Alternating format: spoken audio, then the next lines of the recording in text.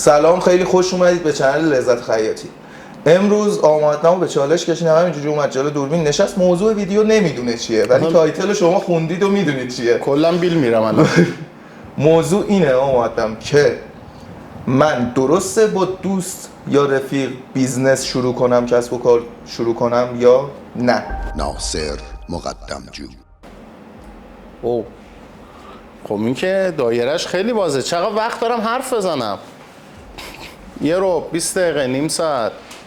من 1 ساعت 2 ساعت 3 ساعت هم میتونم حرف بزنم. ببین اول باید این رو در نظر داشته باشی که در بیزینس و کسب و کار هیچ جایی برای احساسات وجود نداره. یعنی شما به محض اینکه احساسات رو وارد کارت بکنی شکست میخوری. حالا این چه ربطی به دوست و رفیق داشت؟ الان براتون توضیح میدم. به به به خانم بصیری، ببخشید، به به به آقای حسین جوادی، چقدر تغییر کردید. چقدر زیباتر شدید. بله بله بله. چه خبر؟ اونو بذارم این بر؟ بده من بذارم این بر. خراف میکنه چرا؟ سابسکرایبرها خودمونن بابا. خب اول شما بکنم نظرت چیه؟ به عنوان شخصی که چند تا بیزینس داره. از این قضیه. خب درسته یا غلطه؟ کاملا غلطه. 100% غلطه. البته یه مقدار بستگی به کاراکتر اون شخص هم داره. خب اگه اون شخص یه مقدار تم عاطفی و ترحم و دلسوزی و این چیزا داره، من اصلا توصیه نمی‌کنم.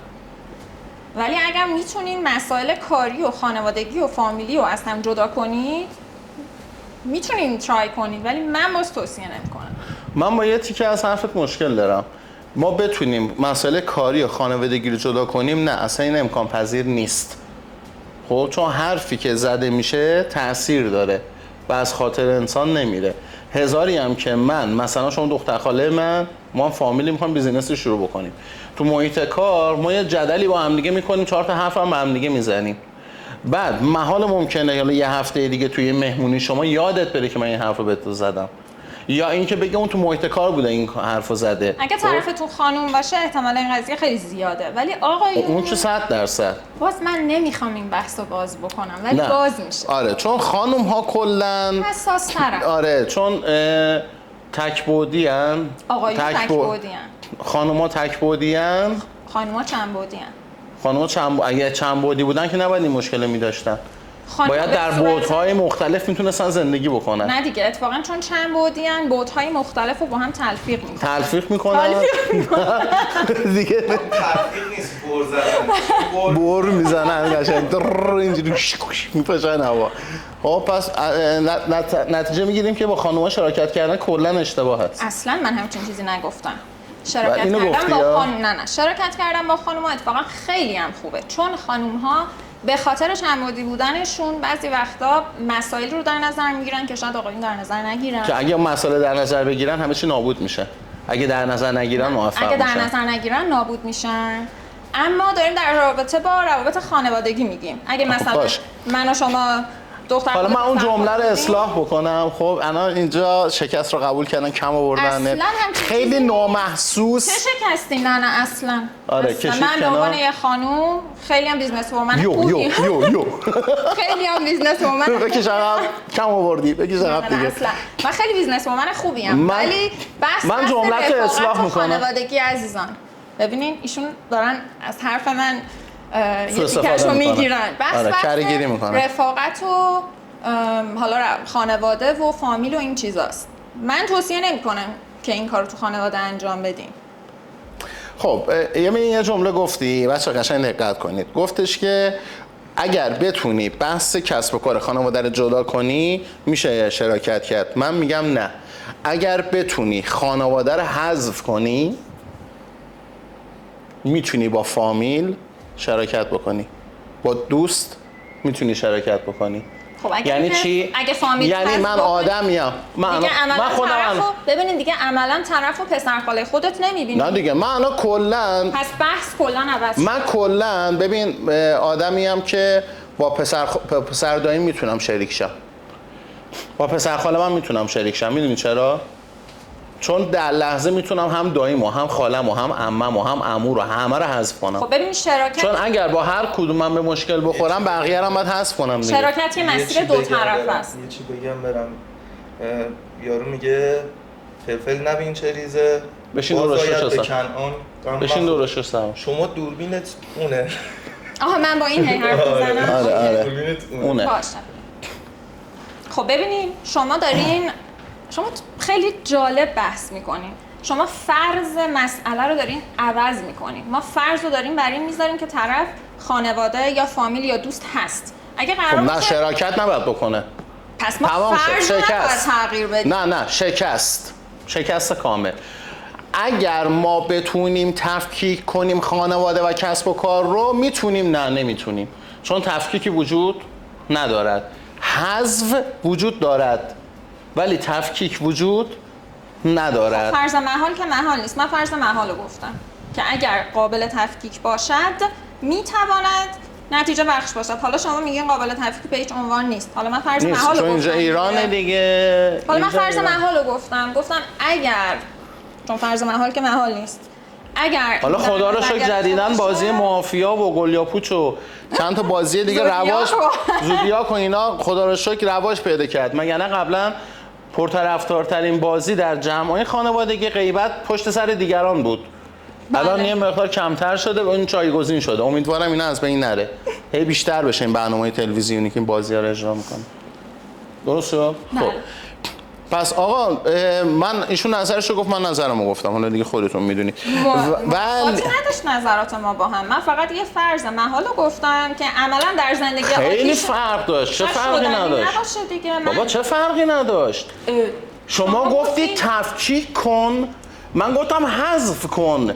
خیلی فرق میکنه. حذف که اصلا نمی گنجه در بحث ما، چون فرض اصلی مسئله رو رگالی کردن چیست؟ حذف پنس کنفور. خب انتقال پنس چیست؟ حذف نمیشود، جابجا میشود. ولی این زیر مجموعه اونه دیگه. نه. ببین حذف پنس کنفورماسیون تو لباس یعنی که شما پنس کج زیر سینه رو کامل از بین میبری. ولی داریم به یه قسمتی انتقالش نه کامل از بین میبری. ما اونجا راه در رو مونه. ولی اگر شما اون رو رد کنی تو پنس عصایی، اون هست، از بین نرفته، فقط به یه جای دیگه منتقل شده. یه فضاییه که هست، شما دارین در نه مرحله حذف پنس کنفورماسیون انجام میدی. ولی دارین اون کاسه ببین رگالی یا حذف پنس کنفورماسیون کلاس 6 و 7 وایسا، حذف پنس کنفورماسیون باعث می شود که کاسه سینه صاف شود. شما اون اثر چیست؟ اثر ما در مورد تأثیر صحبت میکنیم. اثر چیست؟ صاف شدن اون قسمت. ولی انتقال پنس این کاسه رو نگه میداره، یعنی اثر متفاوته. شما فقط قسمت اول دارین در نظر میگیرین. حالا شما میگی تفکیک کردن فامیل، من میگم حذف کردن فامیل. یه لحظه صبر کنین. همون حذف پنس کنفورماسیون یه فضاییه که شما بالاخره یه جایی باید اینو جبرانش بکنی، درسته؟ یا یه برشی طراحی میکنی یا به یه قسمتی داری انتقالش میدی. اگه قرار بود که صفرش کنی، صفر شده. نه ببینید در هر حال یا از یه برشی رد میشه یا به پنس عمود، یا بالاخره یه جایی این فضا داره رگالی حذف میکنه همه چیو. رگالی اصلا کامل این قضیه سینه رو حذف میکند، صاف میکند. خب پس چرا شما میایین مثلا یه قسمت دیگه یا برش میزنید؟ اون رفع کدیه. اون برای اینکه دوباره من دارم یه فضایی رو ایجاد میکنم. شما با فامیل تفکیک میکنی، شراکتتو شروع میکنی، خراب میشه، دعوا راه میفته، بعد میری دایی رو برمیداری واسطه میکنی اینو درستش بکنه، عمو رو میاری واسطه میکنی اینو درستش بکنه. اون تکنیک دومی است که من گفتم میاره حالا یه چیزی رو جبران میکنه. ولی نهایتا این شراکت با فامیل ما چی و تو چی مثال بردیم، یعنی اصلا ندارد همچین چیزی. عمرم نشیده بودم اصلا بحث بیزینسی که از شراکت فامیل پنس و کنفورماسیون. ببینید شما اگر حذف بکنین دارین فرض مسئله رو، یعنی من نه دایی میخوام نه عمو میخوام نه عمه میخوام که مشکلمو حل کنه. فرض مسئله بنابر حذف نیست. ما داریم میگیم که آیا این کار رو در صورت وجود انجام بدهیم یا ندهیم. خب 0 یا 100 دیگه. انجام بدیم یا 0 یا 100 دیگه. حذف اینجا وجود نداره. تفکیک 0 و 100 نیست. وایسین. تفکیک حد وسطه. یه لحظه اجازه یعنی هم داریم هم نداریم. نه. یه لحظه اجازه بدین من صحبت بکنم.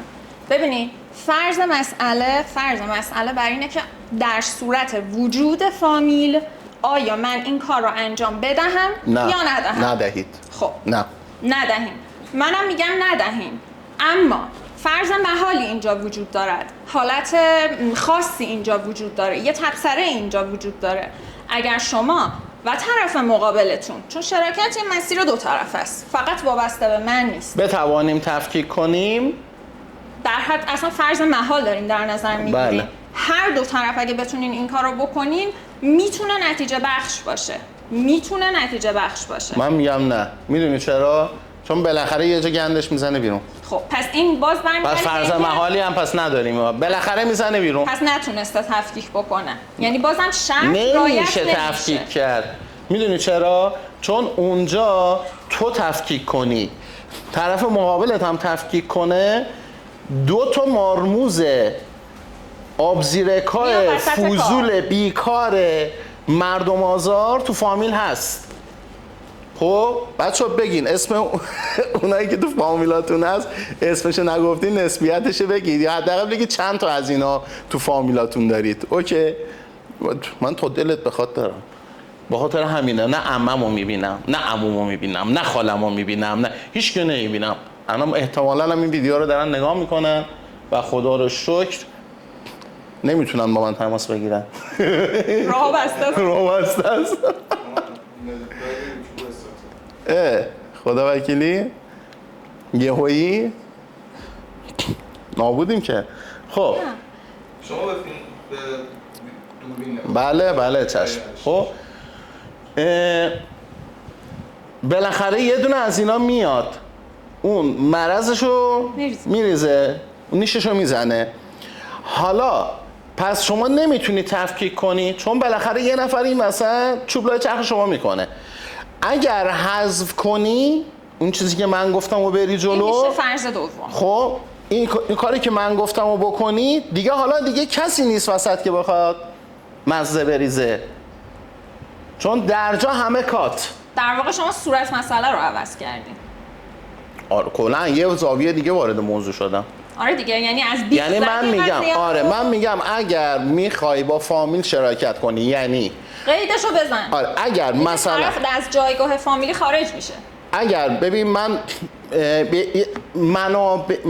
من به عنوان یک بیزینسمن یا یک کسی که میخوام بیزینسی رو شروع بکنم، نیاز به یک سری منابع دارم.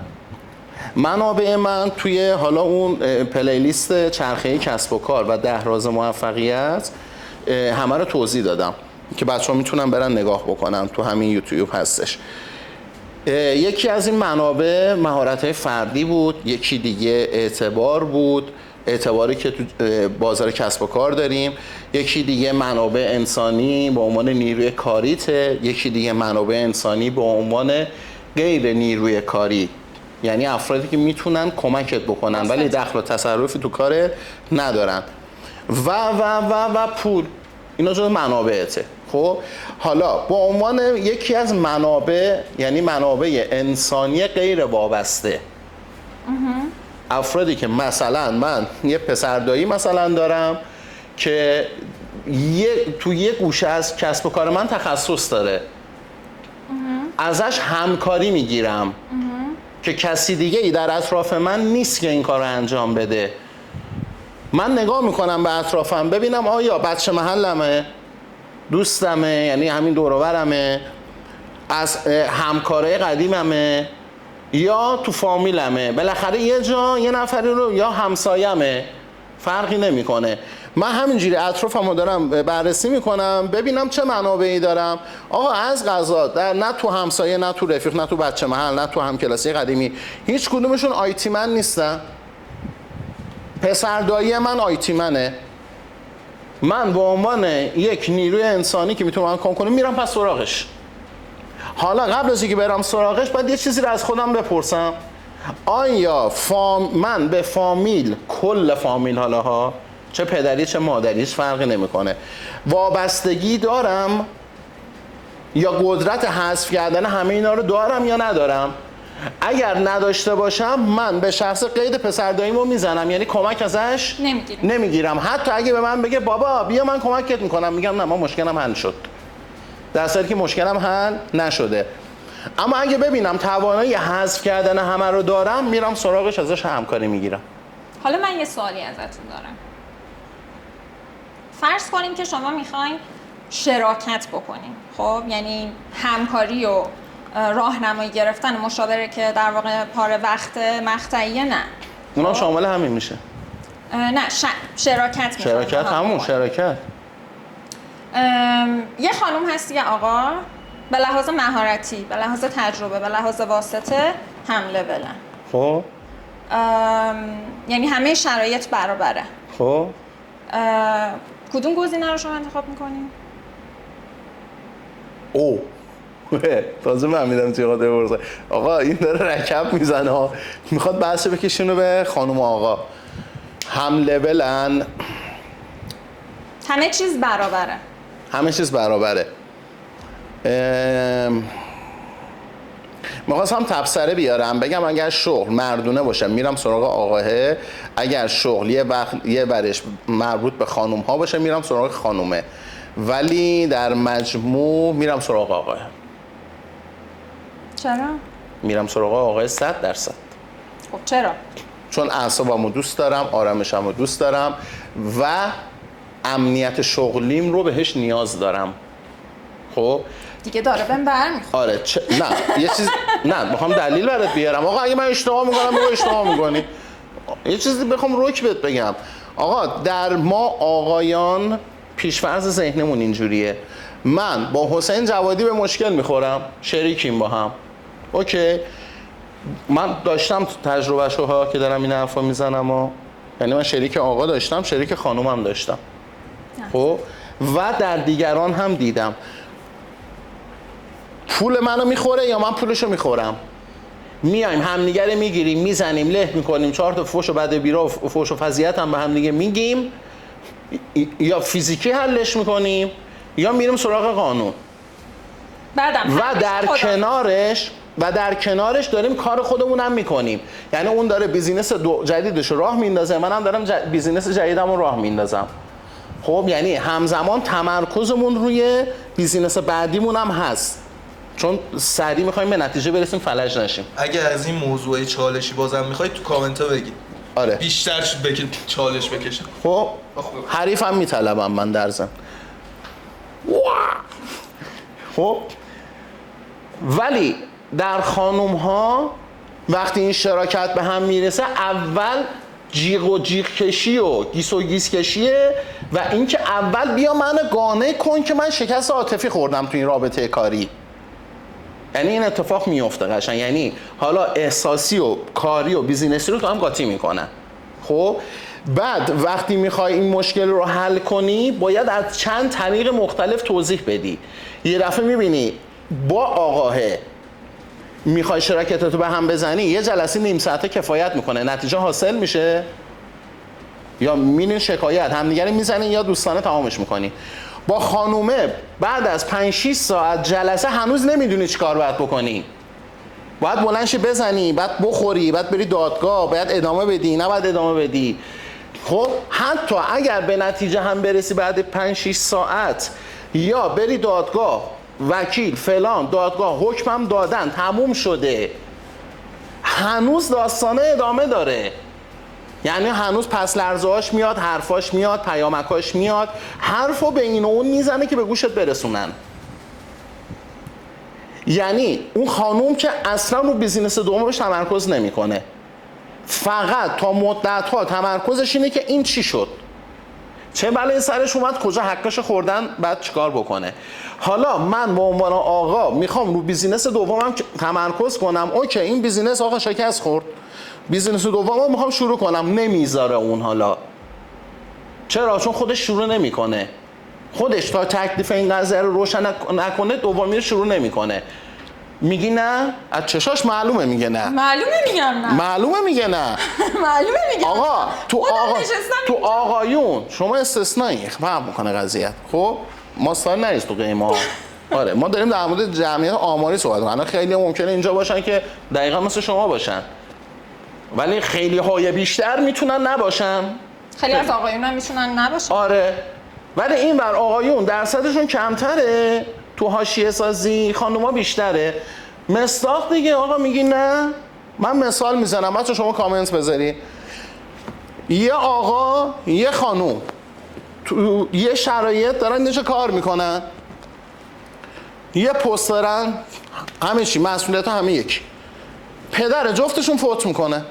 حالا تأثیر فوت پدر در کسب و کار رو آقای چقدر، رو خانم چقدر؟ بستگی به وابستگی عاطفیشون داره. جفتشون هم یه اندازه وابستگی عاطفی دارن. یه تبصره نیار دیگه، شرایط مساوی. چرا این حرفو بهتون میزنم؟ آقا اینو بگو فقط یک کلمه. نه. یک کلمه توضیح مسائل نده. یک کلمه تأثیر آقاه یعنی فوت پدر در زندگی مرد روی کسب و کار واسه آقاه تخریبش بیشتره یا خانومه؟ خانوم آقا. فقط یه چیزی بگم. خانوم آقا. نه. مرد زن. یک کلمه. اینو بگو بعد توضیح بده. نه. آقا اجازه توضیح میدم. نه اول اینو بگو. ببین پیچی میخواد بپیچونه. بگو. نه به خدا نمیخواد. نه بگو اول شما اینو بگو. مرد زن. مرد تخریبش بیشتره؟ بله. یعنی پدر آقای مرد فوت میکنه در صورتی که کارش بیشتر نابود میشه تا خانومه. در صورتی که در شرایط به لحاظ وابستگی عاطفی هر دو در یک لول قرار بگیرن، این یه نظریه ثابت شده است. برخلاف ظاهرسازی آقایون، خیلی عذر میخوام، ولی آقایون بسیار احساساتی تر، شکننده تر و ضعیف ترن. فقط به خاطر اینکه از بچگی گفتن مرد که گریه نمیکنه، مرد که فلان نمیکنه، سعی میکنن که اینو نشون ندن، ولی از درون آسیب و تخریبی که واسه یه مرد هست خیلی بیشتره. این یه چیز ثابت شده است. نشون نمیدین هیچ کدومتون. چرا؟ چون بهتون یاد دادن که نشون نده. چرا؟ چون مرد که اینجوری نمیکنه، مرد که اونجوری نمیکنه. ولی از درون تأثیر در درون اصلا هر کی نابود میشه بشه. تأثیرش رو کسب و کارش دارم میگم. شما درون خرابی داری، در ابعاد زندگیت تأثیر میذاره دیگه. و از اون جایی که آقایون تک‌بودین، این ضربه عاطفی خیلی روشون تاثیر نمیدونم چی بگم. چطوری این یه اصطلاح به من بگو.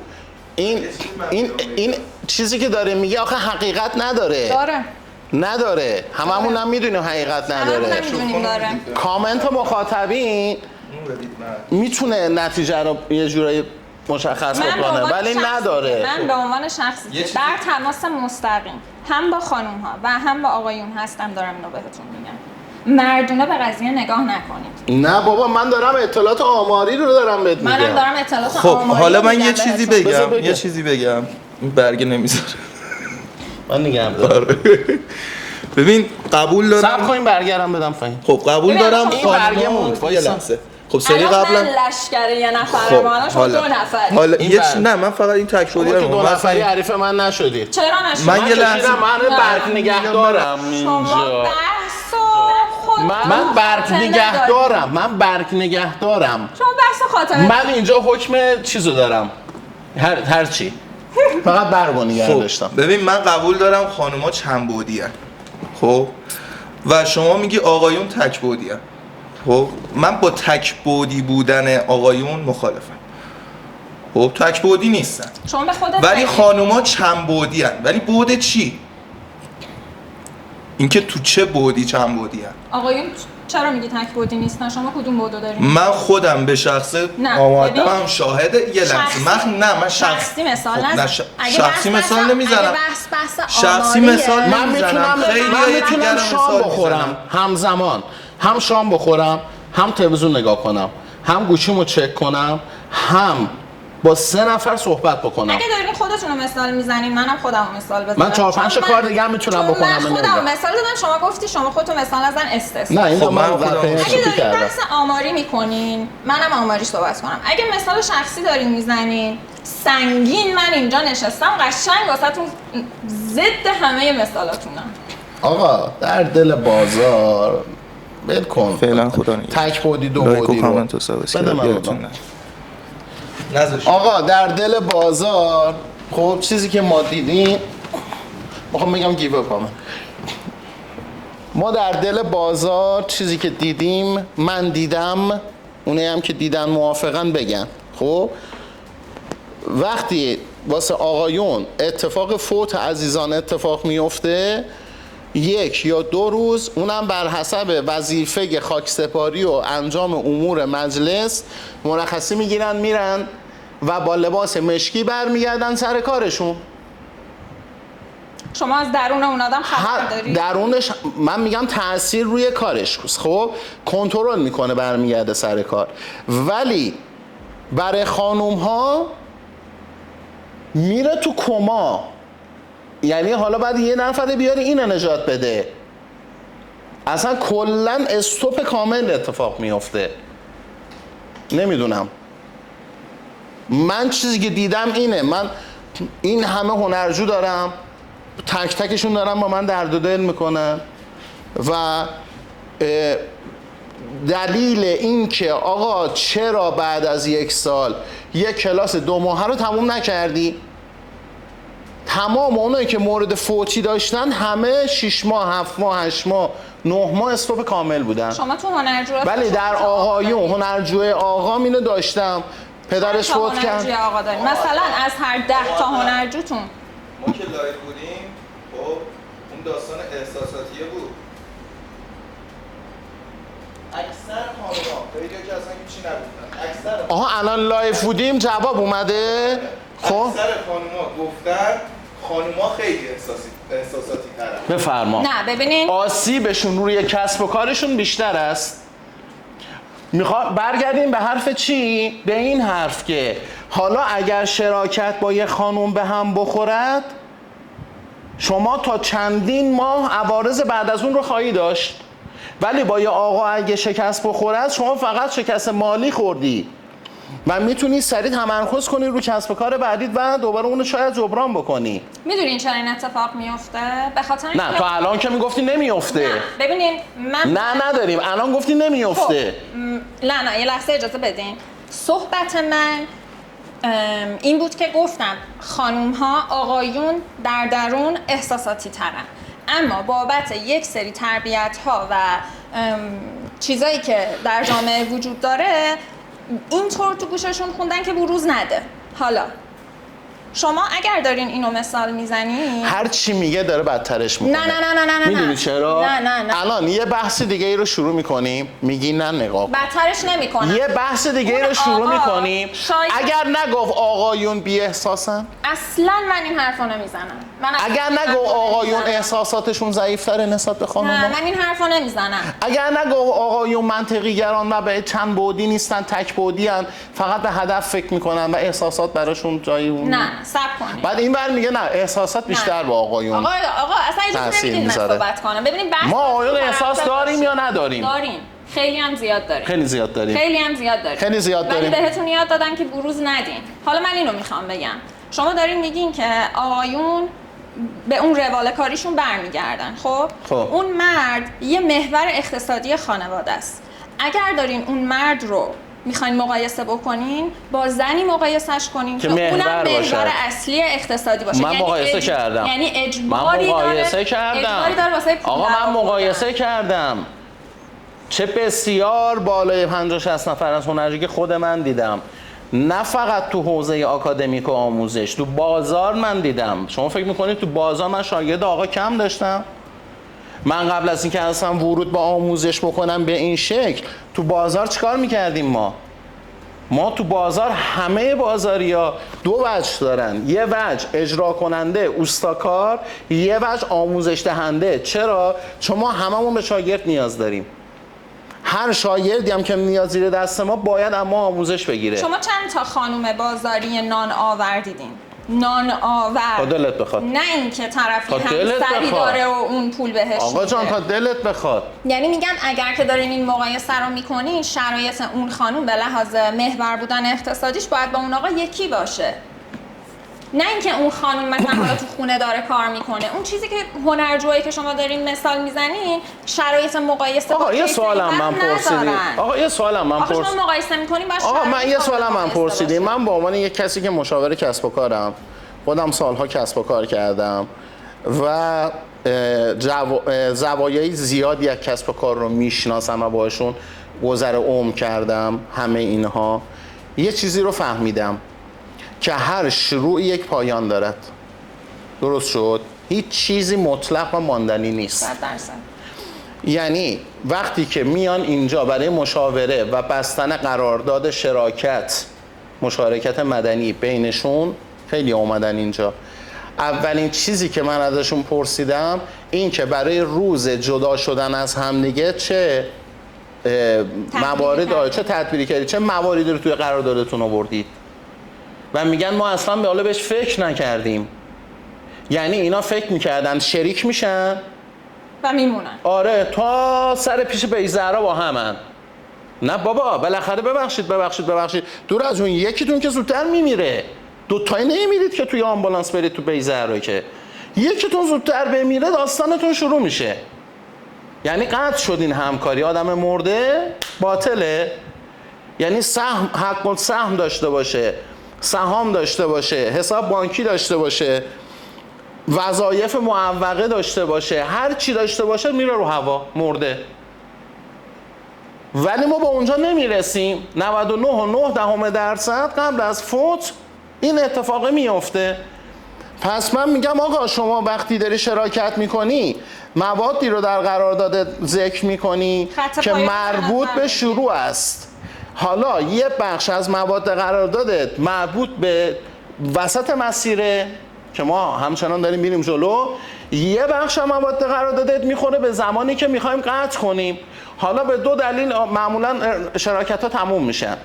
عمدتا اینه: یا پدر هم دیگه رو در میاریم، دشمن هم دیگه میشیم، که همکاری میکنیم ورشکست میشیم، مجبور میشیم از هم دیگه جدا شیم. یا انقدر خوبیم دوتایی با هم دیگه مچیم، عالی هستیم که رشد میکنیم، انقدر رشد میکنیم که بزرگ میشیم میفهمیم که آقا ما الان میتونیم هر کدوم یک برند خیلی خوب باشیم. باز مسیرها جدا میشن. اون روز شما باید تدبیر پیشه کرده باشی. حالا من برای اون روز دارم انتخاب میکنم. شما میای شروع و وسط رو میگی، من پایان رو میگم. من میگم به پایان شراکتم وقتی فکر میکنم میبینم با آقایون راحت‌تر میتونم شراکت کنم، چون روز تمام شدن خیلی بهتره. چون اگه شکستم بخورم تو این شراکت، یه سوسه امیدی هست که دوباره از جان بلند شم. ولی با یه خانوم اگه به اون نقطه برسم بیچارم. یعنی انقدر موهای منو میکشه، جیغ میزنه، موهای منو میکشه، پدر منو در میاره، انقدر حاشیه درست میکنه، حرف میبره، حرف میاره، آدم میندازه به جون من، انقدر آه و نفرین و فلان، و حالا بعضی هم که اهل طلسم و فلان و دعا و که اصلا ما تو آقایون نداریم اینجور چیزا دیگه. خدا رو شد یه دونه رو نداریم دیگه. نداریم. بگی داریم لیوان میکنم تو کله خودم نداریم. مطلق که نداریم. نه اون یه دونه آقایی هم که میره سمت دعا اینا بعد ببره معاینش کنه. معاینه ذهنی منظورم. خب انقدر این داستانا داریم که واقعا آدم میگه آقا من این کاش شروع نمی‌کردم با این. من منطقم اینه. یعنی با در نظر من بین دو تا شراکت با در نظر گرفتن خط پایان قضیه، یکی از دلایل مهم خط پایان است. شراکت با یک آقا راحت تر و منطقی تره. بله شراکت با یک خانم خیلی آسیبش کمتره. حداقل آسیبش مشخصه. خب ببین یه سوال ازت بپرسم. اینو میپذیرم استثناء ازتون. یه سوال ازت بپرسم. ترجیح میدی من الان یه چک بخوام اونم زیر گوشه؟ خب بابت همینجوری خب 2 تا انتخاب بهت میدم، یا چک بخوابونم زیر گوشت یا 3 ساعت وایسم تو صورتت اینجوری کنم به همین آرومی. چک بخوابونم تو گوشم. چک بخوابونم راحت تر. یه لحظه از تمام میشه. دقیقاً. چک شراکت با آقایونه، این شراکت با خانوماست. یعنی یه کاری میکنه این برات میزنی بیرون، سولاخ میشی میری بیرون. اینجا بابا ولم کن.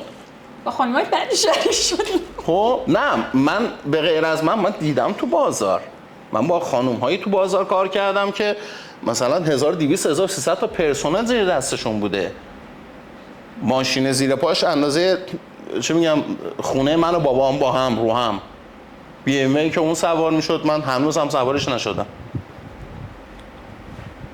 حتی اون هم این خصوصیات رو داشت.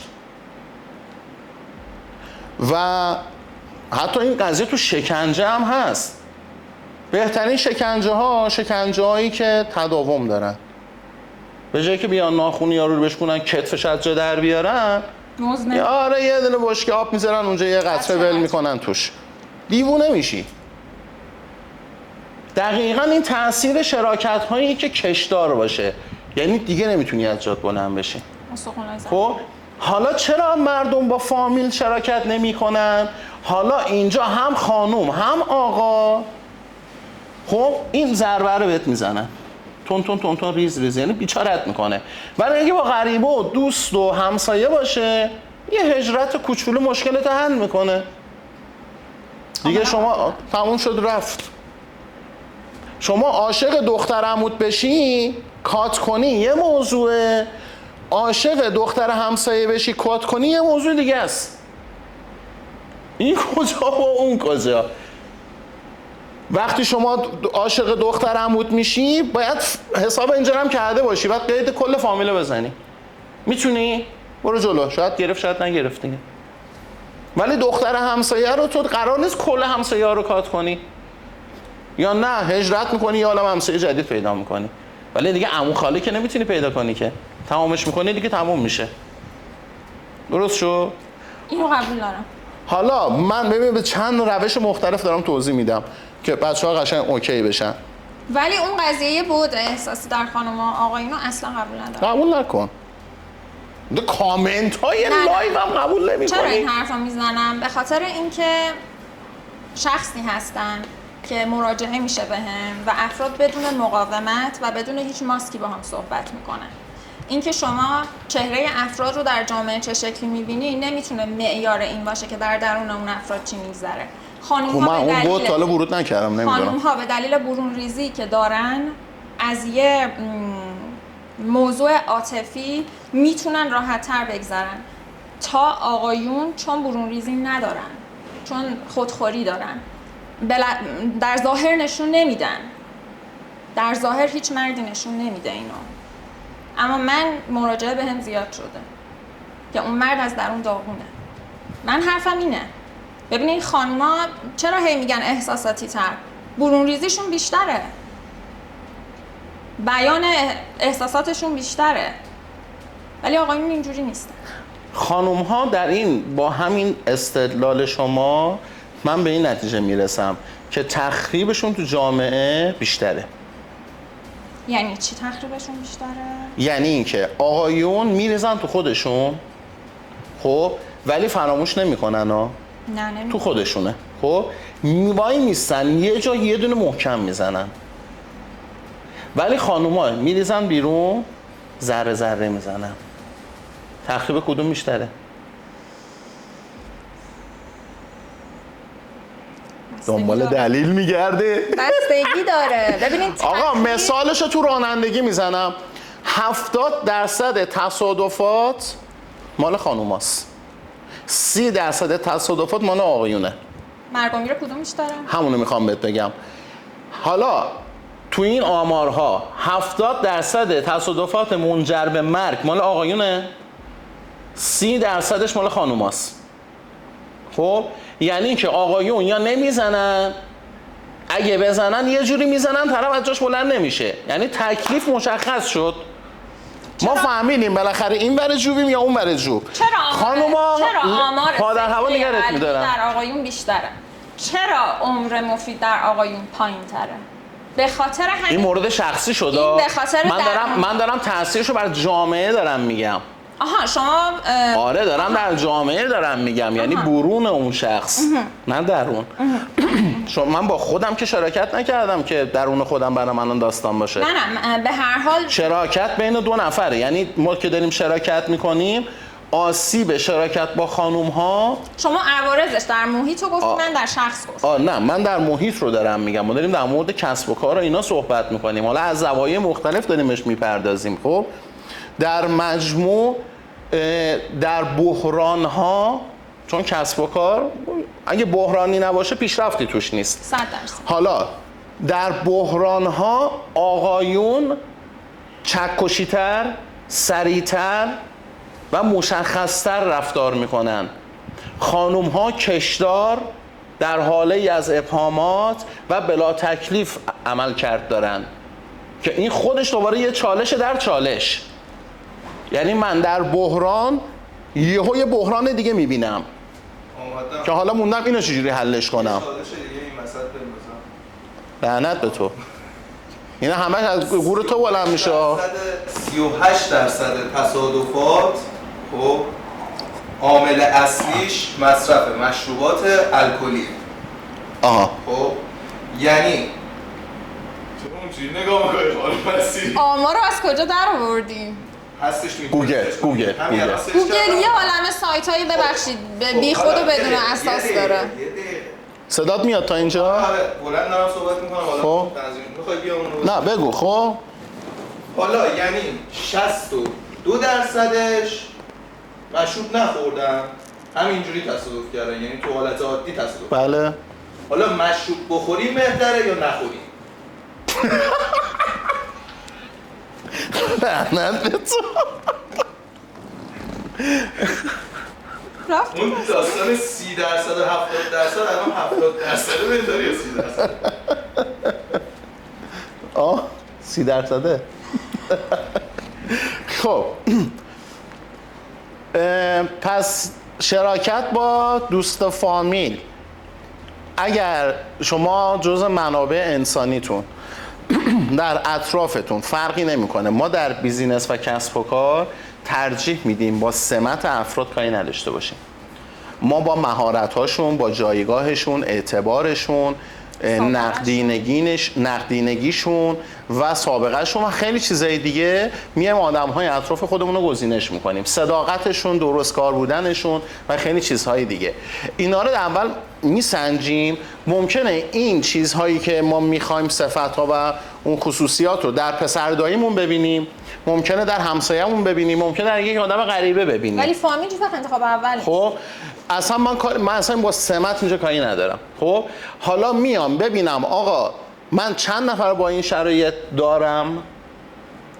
حالا اگر من یه دونه غریبه دارم، یه دونه دوستی که تقریبا میشناسمش و یک فامیل، من خودم، شما بگو کدوم انتخاب میکنی؟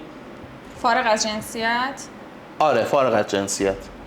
میخواد بره توی، یعنی میخیش گیر کرده، نمیتونی، حریف نمیشی، الکی تلاش نکن. نه اگه غریبه خانوم باشه، دوست آقا باشه چی؟ نه ببین کلا جنسیت بذار کنار، ما یک سری خصوصیات رو میخوایم از شخصی که میخوایم با ما همکاری بکنه. شرایط برابره دیگه، مهارت‌ها و این فاکتورایی که گفتیم. آقا شما 10 تا فاکتور، یکی غریبه است، یکی دوسته، یکی فامیله. آره. من کدوم انتخاب میکنم؟ آره. غریبه. بچه شما کدوم انتخاب میکنی؟ خیلی مهمه ها، چون در موردش اگه بخوان من دفعه بعد صحبت میکنم که ببینیم کدوم چه خصوصیاتی داره، چرا کدوم رو باید اول انتخاب بکنم. اوکی؟ لایک و کامنت. یعنی باید بگم لایک و کامنت و سابسکرایب و یعنی نمیدونن، یعنی کسی که الان تو یوتیوبه نمیدونه اون زنگوله بالا واسه قشنگی نیست، اون پایینه، اون بالا، اب بالا نگاه میکنی پایینه دیگه، اب پایین نگاه میکنی بالا نی، بازم پایینه. نمیدونن یعنی من باید بگم والا یه خورما کنار خیامون برمیداری یه صلوات میفرستی. این همه نشسته ویدیو نگاه کردی، یه دونه زنگوله، یه دونه لایک. اوکی؟ موفق و مؤید باشید. خدا نگهدارتون و این داستان ادامه دارد. ولی خداوکیلی با خانوما شراکت کردن صبر ایوب میخواد و یک دل گنده و یک بیخیالی عظیم و یک توکل به خداوند قدرت برتر خانومای بدی سر راهتون خیلی بودن. چیزهایی ها. خانومای بدی سر راهتون بودن. نه سر راه من نبودم، من خیلی یاره دیدم. خانومای بدی سر راهشون بودن. خانوم‌های خوب خودشونو معرفی کنن. خانوم‌های خوب سر راه من قرار بگیرن لطفاً. خانوم‌های ما که نه، خانوم‌های تو شراکت دارم میگم، نه چیزای دیگه ها. خب تو شراکت خانوم‌های خوب سر راه من قرار بگیرن. چیکار کنم؟ من دعا بنویسم واسه خودم، نظرانیات شمع روشن کنم. داره تموم میشه. چیکار کنم من الان؟ راهکار بده. اینم جز بیماریاست. چی بگم؟ جز بیماریاست. بریم یه بیماری براش پیدا کنیم.